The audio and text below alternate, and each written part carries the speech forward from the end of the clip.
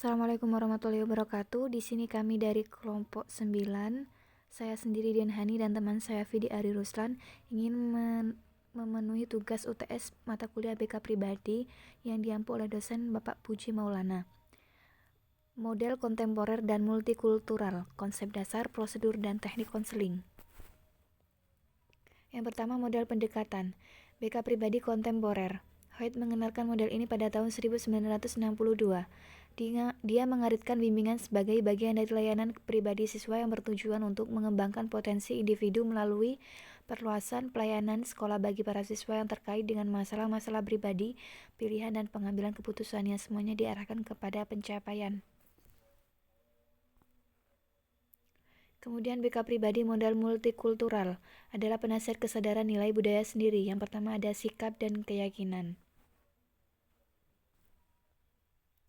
Yang kedua pengetahuan, yaitu konselor yang handal memiliki pengetahuan khusus tentang ras mereka sendiri dan warisan budaya, dan bagaimana hal itu secara pribadi dan profesional mempengaruhi mereka, atau definisi dan bias normalitas atau kelainan dan proses konseling. Untuk yang ketiga, keterampilan, konselor yang handal mencari pendidikan konsultasi dan pelatihan pengalaman untuk meningkatkan pemahaman dan efektivitas mereka dalam bekerja dengan populasi budaya yang berbeda, mampu mengenali batas-batas mereka, kompetensi mereka. A. Mencari konsultasi. B. Mencari pelatihan lebih lanjut atau pendidikan.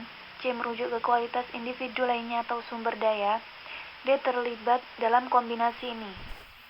Konselor yang handal terus mencari untuk memahami diri sendiri sebagai ras dan kebudayaan dan secara aktif mencari identitas non-rasis. Konselor yang handal mampu terlibat dalam berbagai verbal dan non-verbal membantu tanggapan.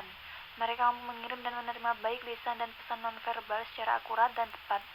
Mereka tidak terikat pada hanya satu metode atau pendekatan untuk membantu, tetapi mengakui bahwa membantu gaya dan pendekatan mungkin budaya terikat. Ketika mereka merasakan bahwa gaya seperti mereka terbatas dan berpotensi tidak pantas, maka mereka dapat mengantisipasi dan memodifikasinya.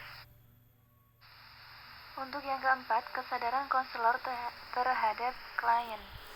Konselor yang handal memahami bagaimana ras, budaya, etnis, dan sebagainya dapat mempengaruhi pembentukan kepribadian, pilihan kejuruan, manifestasi perilaku gangguan psikologis, membantu pencarian dan kesesuaian atau ketidaksesuaian konseling pendekatan.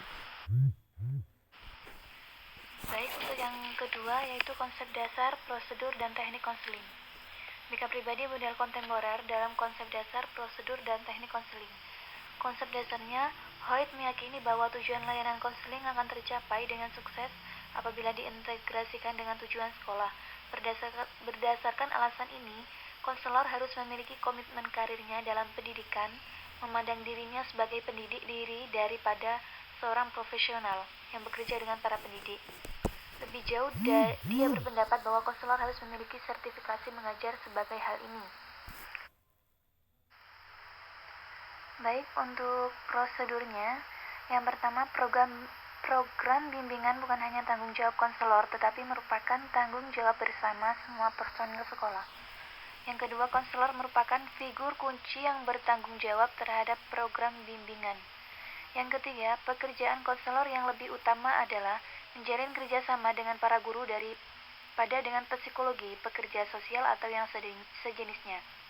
Untuk teknik konselingnya, yang pertama, konselor sebagai konsultan bagi dalam hal memberikan penjelasan tentang data siswa, mendorong guru agar mau bekerja secara langsung dengan siswa. Kemudian yang kedua, merefer para siswa kepada para spesialis.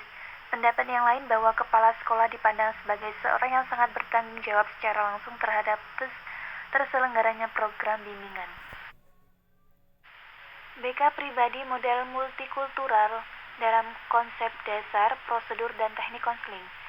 Konsep dasarnya adalah penasihat kesadaran nilai budaya sendiri. Pelatihan multikultural yang efektif mensyaratkan pelatih untuk memiliki banyak sifat konselor yang baik serta guru yang baik. Kemampuan pelatih untuk mengungkapkan pengalaman perkembangannya sendiri dengan kesadaran multikultural telah ditekankan. Kemudian prosedurnya, satu, sikap dan keyakinan. Yang kedua, pengetahuan. Yang ketiga, keterampilan. Kemudian yang keempat, kesadaran konselor terhadap klien. Kemudian untuk yang terakhir, teknik konseling. Yang pertama, konselor yang handal sadar mereka positif dan negatif emosional reaksi terhadap kelompok-kelompok ras dan etnis lainnya yang dapat membuktikan merugikan hubungan konseling.